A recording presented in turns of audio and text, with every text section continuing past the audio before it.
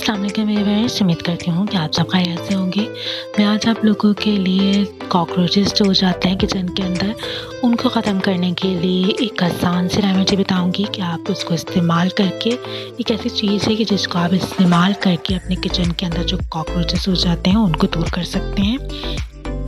और वो आसान सी चीज़ क्या है? वो आसान सी चीज़ है बोरिक पाउडर। आपने किसी भी केमिकल शॉप पे जाना है और वहाँ से आसानी से आपको बोरिक पाउडर मिल जाएगा।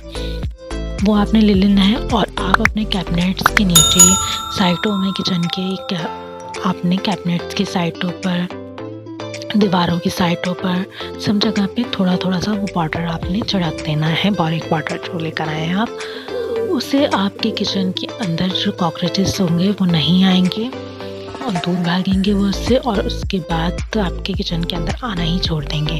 उम्मीद करती हूँ कि मेरी एक ये आसान सी रेमेडी आप लोगों को पसंद आई होगी। मेरी इसी तरह की आसान सी रेमेडीज़ को हासिल करने के लिए मेरे चैनल को सब्सक्राइब कीजिए, मेरी वीडियोज़ को लाइक और शेयर कीजिए। अल्लाह हाफ़िज़।